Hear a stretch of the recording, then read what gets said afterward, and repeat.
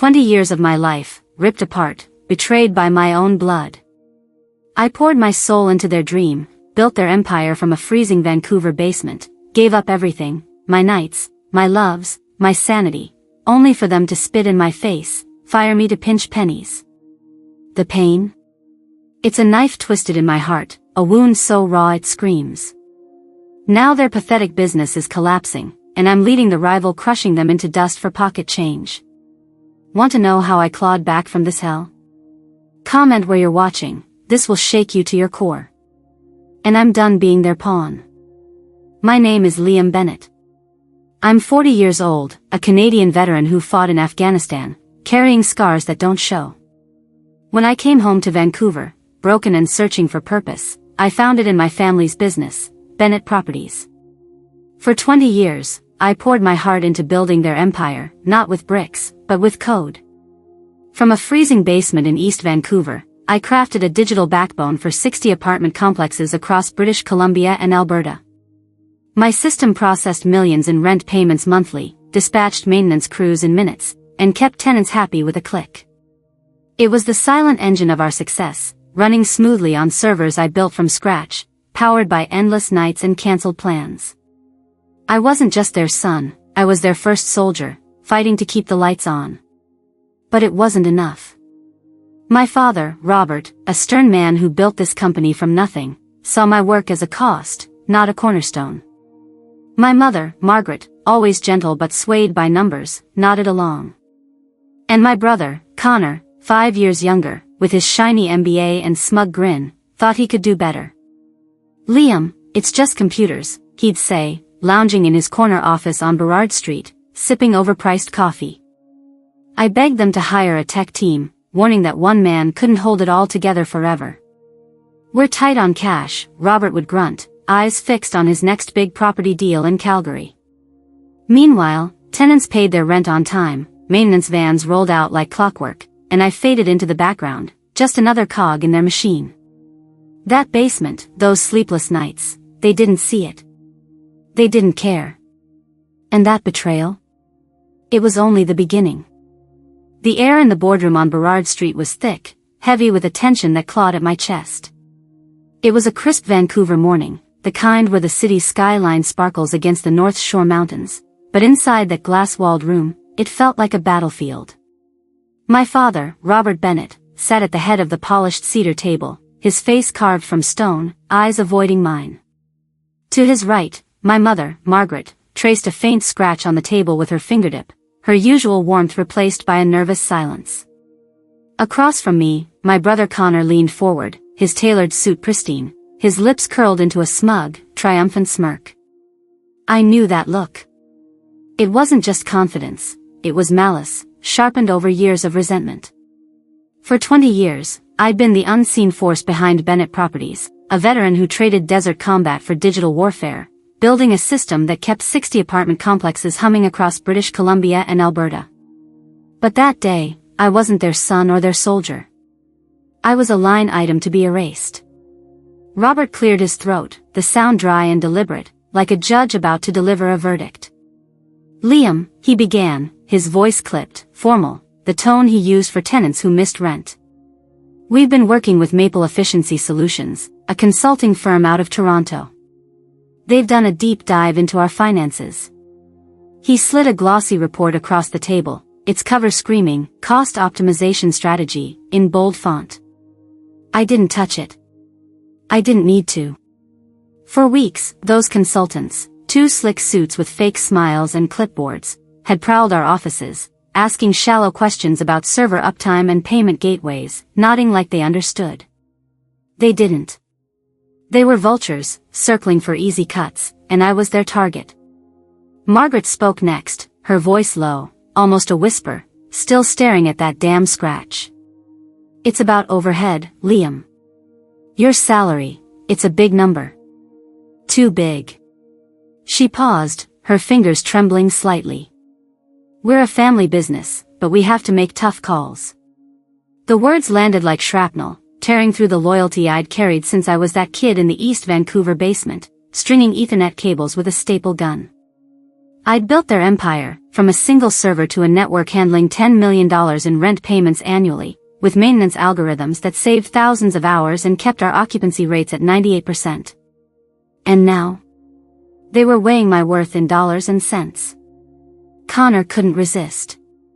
He leaned in, elbows on the table, his grin widening like a predator sensing blood. "Liam, we can hire 3 junior coders for what we pay you," he said, his voice dripping with satisfaction, as if he'd been rehearsing this moment for years. "It's not personal, eh? It's just smart business. Maple Efficiency says we're overpaying for legacy skills." Legacy skills. The phrase burned. I'd taught myself to code when we couldn't afford a tech team, worked through nights when PTSD kept me awake, fixed outages while Connor partied in Whistler. I was the one who made sure Mrs. Nguyen in Burnaby got her leaky pipe fixed in under an hour, that Mr. Patel in Calgary didn't lose his deposit to a glitch. I was the backbone, and they were calling me outdated. The room went silent, the kind of quiet that screams louder than words. I looked at Robert, waiting for him to say something, anything, to defend me. He didn't. His face was a mask, unreadable, but I saw the flicker of doubt in his eyes, quickly buried.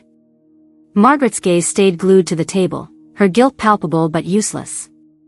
Connor just sat there, basking in his victory, his MBA degree apparently worth more than my 20 years of sweat.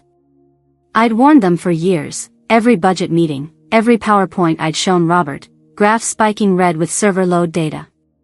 "We need a tech team," I'd said, standing in his office overlooking False Creek. "If I get hit by a bus, you're screwed." Robert would just chuckle, pat my shoulder, and say, "You've got this, Liam. You always do." Margaret would wave it off, "It's just computers, dear. It works fine."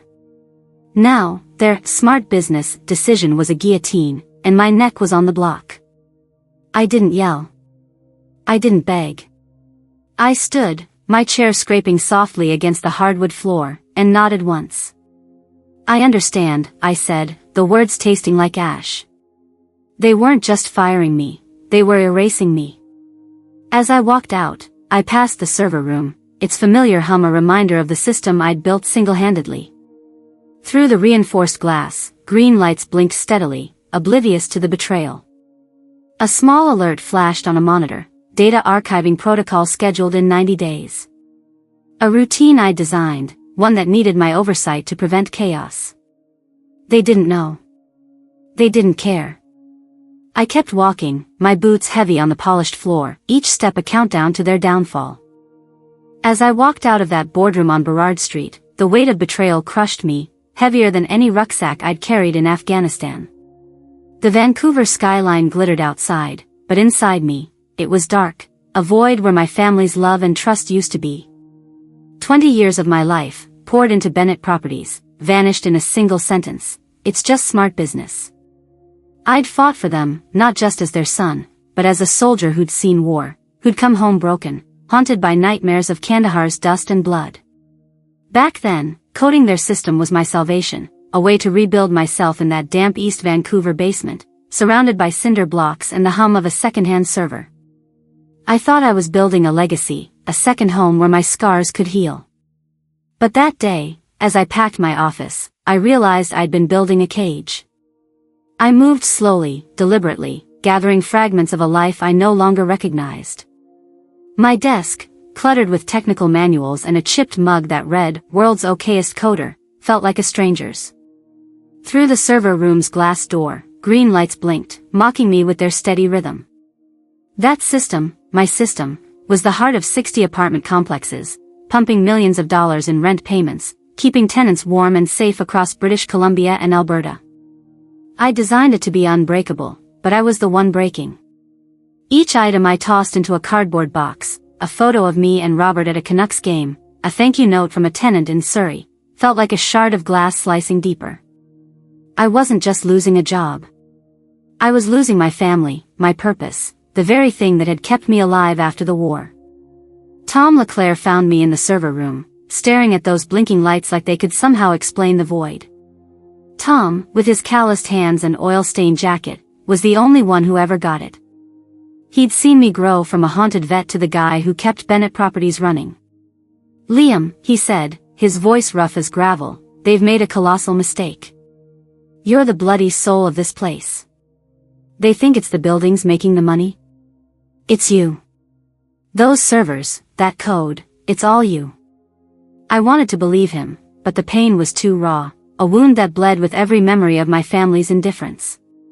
"They don't see it, Tom," I whispered, my throat tight. They never did. I remembered the early days, when we were just a small outfit with one building in Burnaby. I'd work through the night, fueled by Tim Hortons coffee, teaching myself to code because we couldn't afford a pro. When Robert and Margaret were out shaking hands with investors, I was in that basement, wiring servers with salvaged parts, making sure every tenant's payment cleared without a hitch. I missed my best friend's wedding to fix a database crash during a snowstorm. I spent Canada Day 2015 on my laptop, saving us from a server outage while Connor partied on Granville Island. Every sacrifice, every sleepless night, was for them, for us. And now? They'd traded me for 3 kids fresh out of UBC, kids who didn't know a firewall from a power strip. The betrayal wasn't just financial. It was personal, a rejection of everything I was. As I sealed the box with a screech of packing tape, a memory hit me like a punch. Afghanistan, 2008. I'd carried a wounded comrade 2 kilometers through a desert firefight, his blood soaking my uniform. I'd promised him he'd make it home.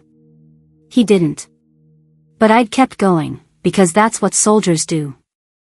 That same grit had driven me to build Bennett Properties system, to make it the best in Western Canada. Yet, in that boardroom, Robert's cold stare, Margaret's averted eyes, and Connor's smug grin told me I was disposable. I wasn't their son or their soldier anymore. I was a cost to be cut, a number to be erased. I stepped into the hallway, the box heavy in my arms, and glanced back at the server room one last time. Those green lights kept blinking, oblivious to the storm brewing inside me.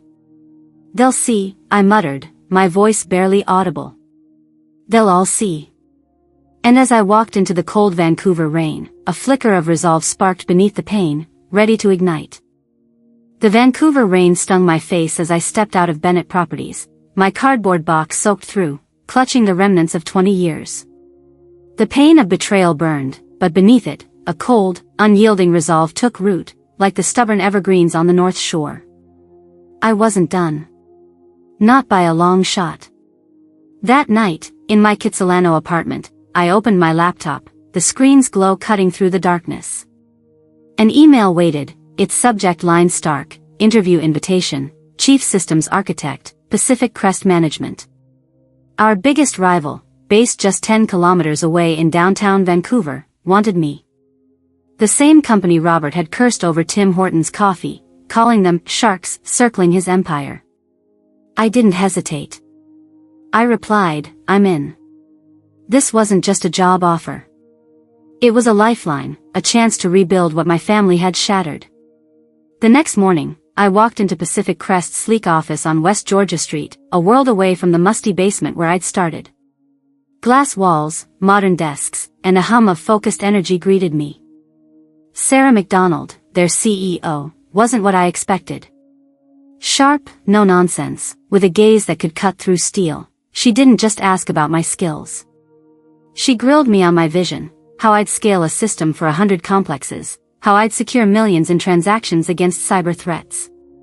"Liam," she said, leaning forward, her voice steady, "you've built an empire before. Can you do it again, better?"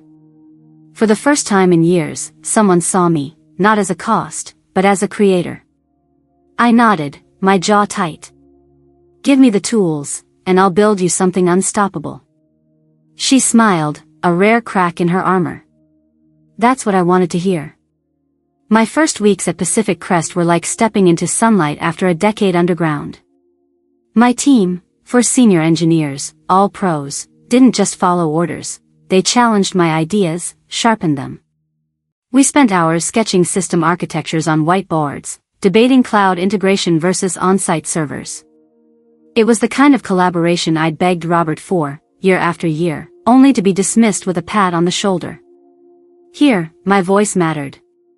My budget was real, $2 million to start, no questions asked. I slept through the night, number 2 a.m. server alerts jarring me awake. For the first time since Afghanistan, I felt free, like the weight of carrying a failing empire was finally off my shoulders. I was building again, not just fixing. Meanwhile, Bennett Properties was unraveling. Tom LeClaire's texts came sporadically, each one a snapshot of chaos. "Liam, it's bad," he wrote one night, his words blunt. "Maintenance requests are vanishing. Tenants are livid. Mrs. Chen in Coquitlam says her heat's been off for 3 days. Connor's new tech kid, some hotshot named Ethan, keeps saying it's a caching issue. He's clueless." I could picture Ethan, probably some 20-something with a shiny resume and zero grit, floundering in the system I'd built. I designed it to be robust, but it needed me to run smoothly, a fact Robert and Connor ignored. Another text from Tom, a week later: "Fraser Holdings is threatening to pull out. That's 25% of our revenue, gone." Connor's panicking, but he won't admit it. I didn't gloat. Not yet. But every update from Tom was a reminder of their mistake.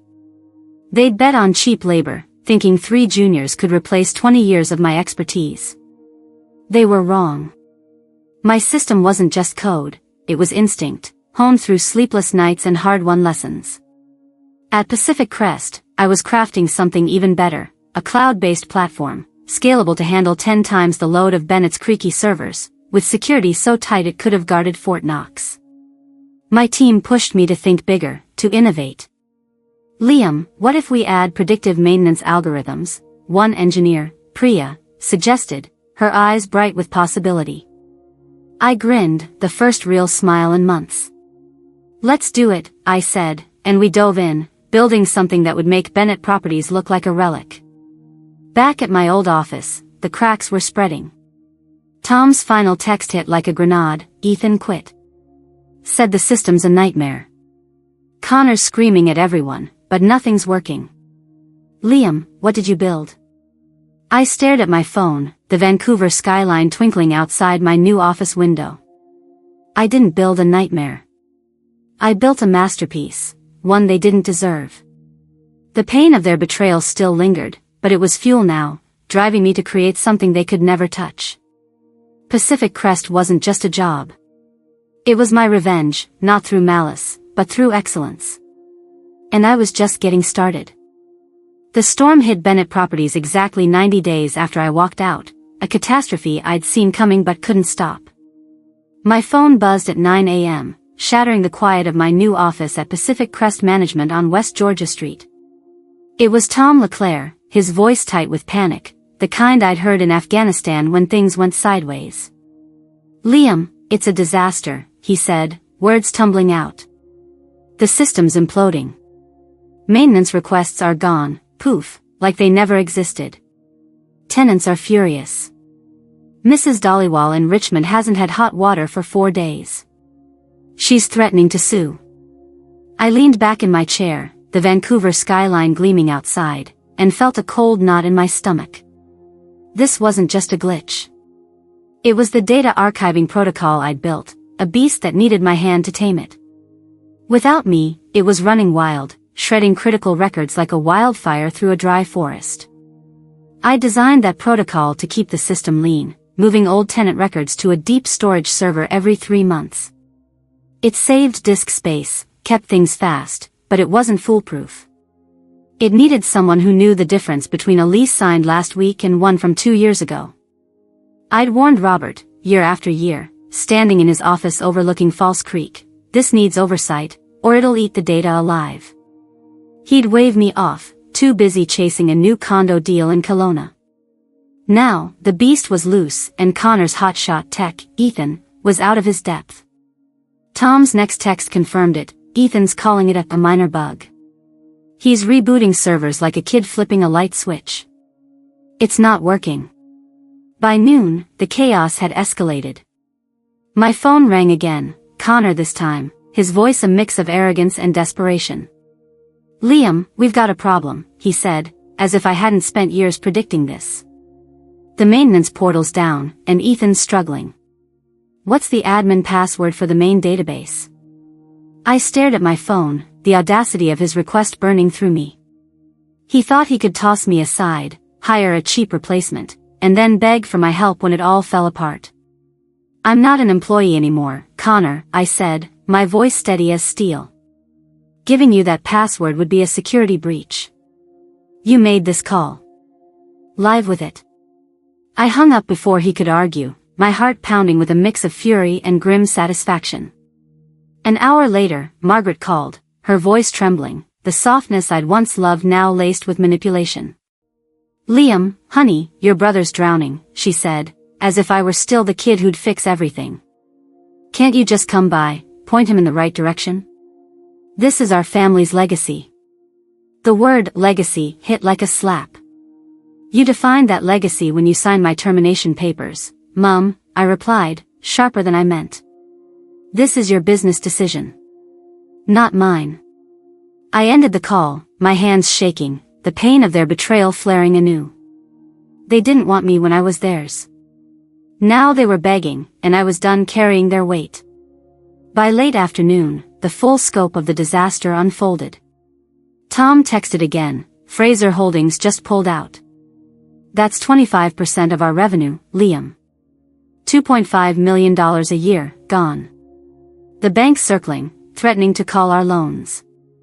Fraser Holdings, our biggest client, managed 15 high-end complexes in Vancouver and Calgary. Their exit wasn't just a financial hit, it was a death knell, echoing across the real estate scene in Western Canada. Tenants were posting scathing reviews online, calling Bennett Properties a slum empire. Occupancy rates, once a proud 98%, were tanking.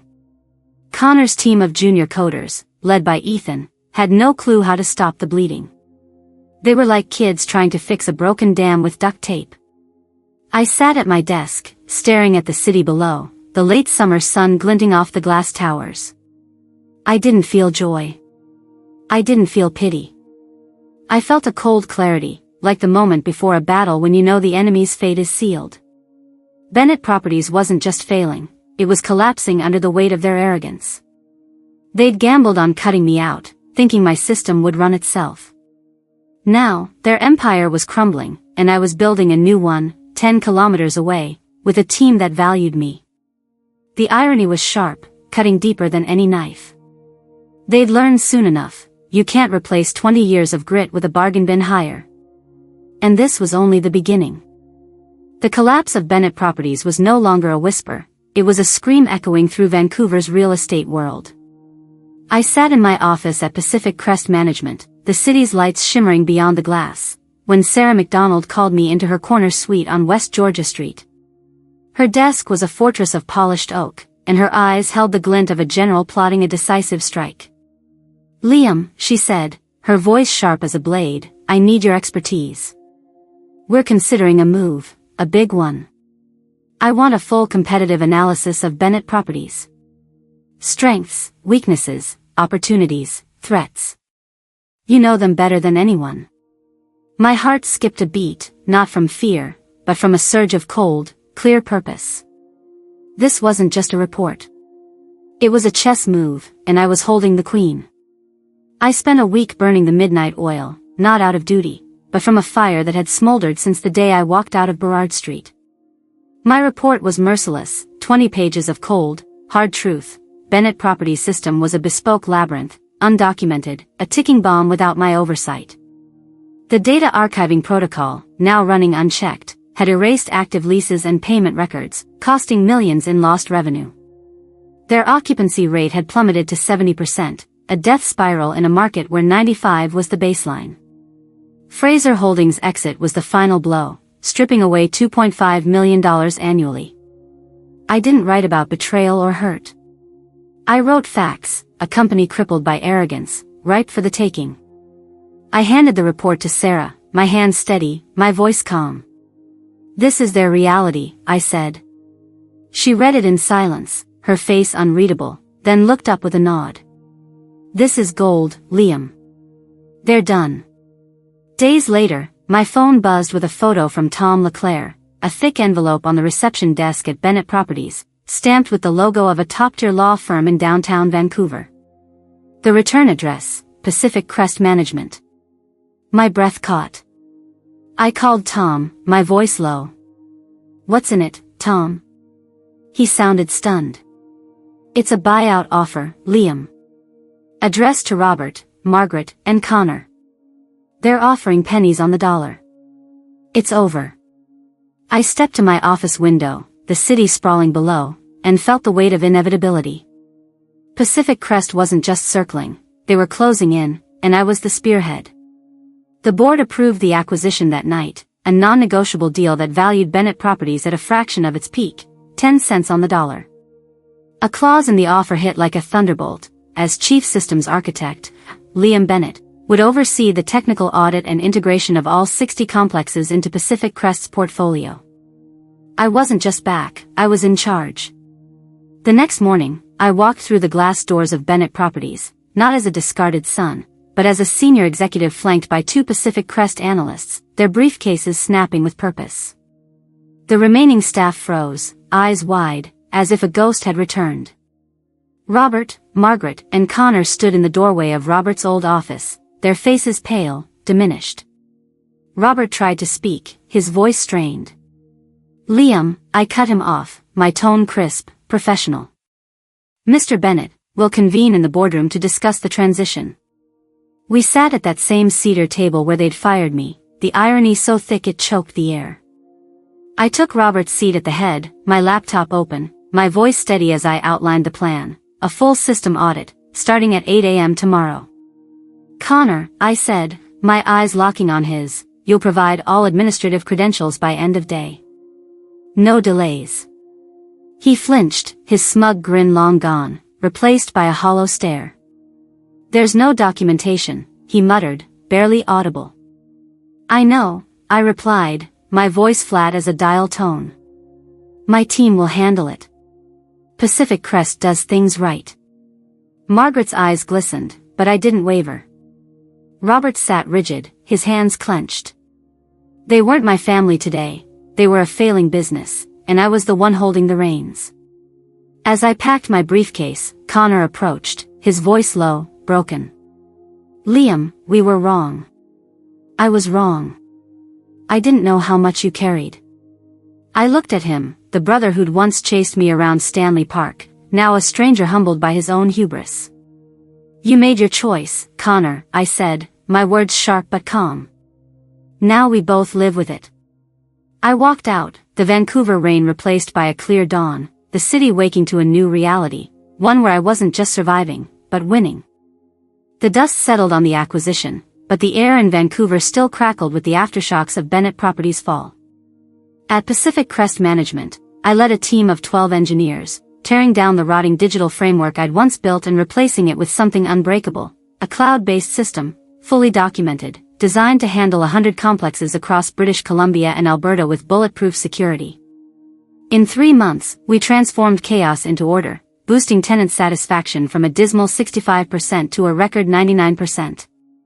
The 60 complexes, once bleeding money, now generated a steady $3 million in annual profit under Pacific Crest's banner. My office on West Georgia Street, with its floor-to-ceiling view of the city's skyline, became a command center where my team, Priya and the others, pushed boundaries, not just fixing problems but inventing the future. Sarah McDonald called it a textbook turnaround, and my name echoed in boardrooms as the architect of Pacific Crest's dominance in Western Canada's real estate market. Yet, the victory was bittersweet. The scars of betrayal lingered, carved deep by Robert's cold dismissal, Margaret's averted gaze, and Connor's smug grin. I didn't gloat, but I didn't forgive either. My focus was the work, rebuilding what my family had broken, proving my worth not to them, but to myself. Then, one evening, as I worked late overlooking the twinkling lights of English Bay, my phone buzzed with a call from Robert. His voice was heavy, worn thin by defeat. "Liam, can we talk? Just you and me. Dinner at the boathouse in Kitsilano. Please." I hesitated, my thumb hovering over the screen. The soldier in me wanted to hang up, to keep the wall I'd built. But a flicker of something, duty, maybe, made me agree. Fine, I said, my tone clipped. 7 o'clock. The restaurant hummed with the clink of glasses and the scent of grilled salmon, a neutral ground far from the boardroom's battle lines. Robert sat across from me, his shoulders slumped, the proud man I'd known reduced to a shadow. He didn't touch his steak, just stared at the tablecloth, his hands trembling. Liam, he began, his voice cracking, we were wrong. Horribly wrong. Margaret and I, we let pride blind us. We were drowning in debt from a bad land deal in Surrey, $5 million down the drain. We thought cutting you would save us. He looked up, his eyes red, raw. We didn't just lose the company. We lost you. The words hit like a punch, not because they healed, but because they laid bare the truth. They'd chosen money over their son, and now they had neither. I stayed silent, my fork poised over my plate, the weight of his confession sinking in. It wasn't just the consultants, he continued, his voice barely above a whisper. It was me. I couldn't admit I'd failed. I thought Connor could step up, that we could replace you with cheaper hires. I was a fool. I leaned back, my jaw tight. You didn't just replace me, Dad, I said, my voice low, cutting. You erased me. 20 years of my life, my code, my sweat, gone because you thought I was a number on a spreadsheet. He flinched, but I didn't stop.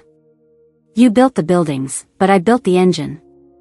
And you let it die. The restaurant's chatter faded, the space between us heavy with unspoken regret.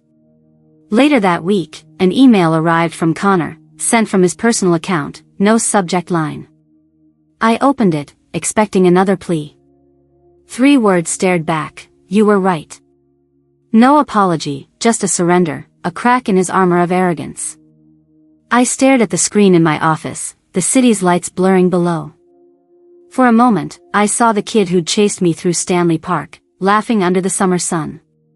But that kid was gone, replaced by a man who'd sneered as I was fired. I dragged the email to the trash, the click final, like a door locking shut. I didn't need his words. My vindication wasn't in their regret, it was in the system I'd rebuilt, the tenants now smiling, the company thriving under my lead. The wounds were still there, but they were healing, slowly, like a forest reclaiming a clear-cut slope. I saw Robert and Margaret at quarterly reviews, their faces etched with a quiet shame. We exchanged polite emails about operational details, but the warmth we'd once shared was a ghost. Yet, in that distance, I found clarity. I wasn't just Liam, the son they'd discarded. I was Liam Bennett, the veteran who'd survived war and betrayal, the architect who'd turned a sinking ship into a flagship. Pacific Crest didn't just give me a job, they gave me respect, the kind my family never could. And that was enough. As I sit in my office on West Georgia Street, the Vancouver skyline stretching before me, I see a city alive with possibility, a stark contrast to the ashes of Bennett Properties. This isn't a story of revenge, though it could have been.